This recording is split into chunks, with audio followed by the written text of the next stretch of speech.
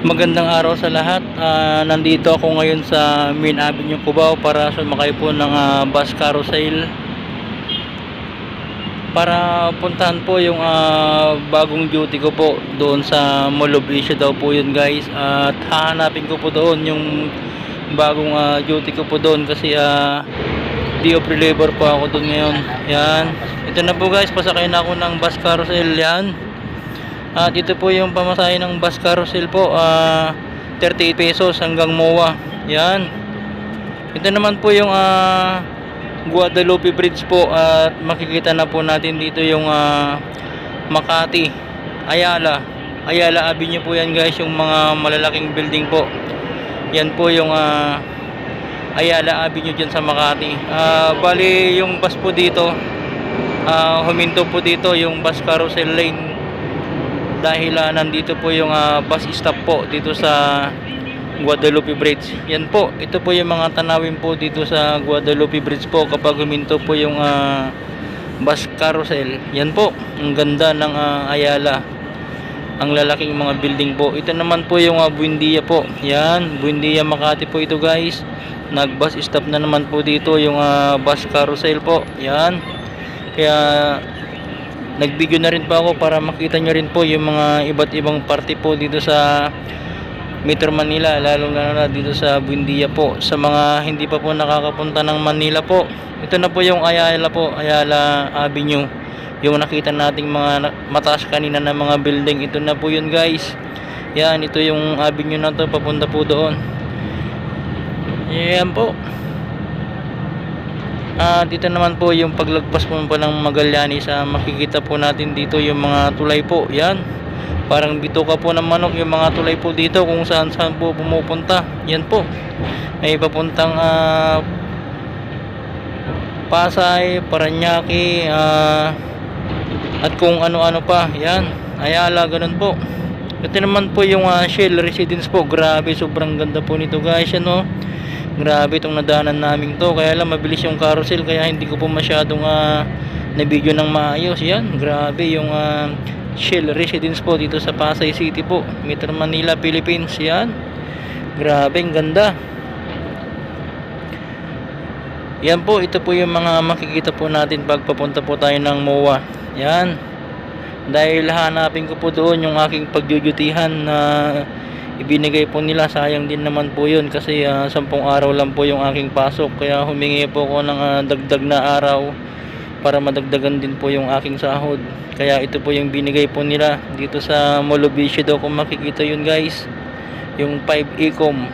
Ayan, doon daw ako magre-reliever. Kaya ito guys, samahan niyo ako guys para puntahan po yung aking pagre-relieveran po bilang day of reliever po na security guard. Ito rin po yung aking nadaanan guys, ay may mga disgrasya po, kaya safe drive lang po lagi tayo guys. Laging mag-ingat po, huwag masyadong nagmamadali, at i-enjoy lang po natin yung mga pagdodrive po natin dito sa Metro Manila.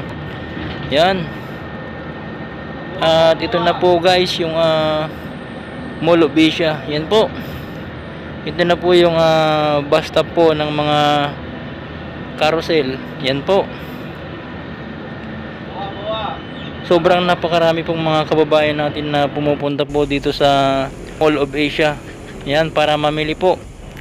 Ang Mall of Asia, yan po yung globe na tinatawag po nila guys. Ang MOA Globe ay isang kilalang palatandaan sa Pasay City, Metro Manila, Philippines. Yan po, kapag makita nyo po itong palatandaan ng globe, ibig sabihin po nandito na po tayo sa MOA. Yan po, inilagay ito noong 2006 or 2009 po yata ito guys, nung inilagay. Ito yung pinakadulo po ng EDSA, Epifanio de los Santos Avenue po. Yan po yung meaning po ng EDSA, Epifanio de los Santos Avenue. Yan po, ang SM Mall of Asia ang siyang pinakamalaking mall sa Southeast Asia daw guys. Yan, pinakamalaking mall po sa Southeast Asia or buong mundo. Yan daw po ang Mall of Asia, ang pinakamalaki. Ang SM Mall of Asia ay isang pamilihang mall po ito guys. Yan, na pag-aari ng SM Prime Holdings, ang pinakamalaking developer at nagmay-ari ng mga SM Mall dito sa Pilipinas. Simula noong 1985 daw guys, ito, yan, SM Prime Holdings po. Yan pala ang nagmamay-ari ng mga SM po dito sa Pilipinas. Yan, grabe, laking kumpanya po yan guys. Yan, habang nandito po ako sa MUA, dito ko na po hahanapin yung 5 Ecom po, kung saan po ako magjo-duty po bilang reliever guard po. Yan, ganito pala kaganda guys, at sobrang lawak po nito. Yan po, grabe ang lawak ng Mall of Asia.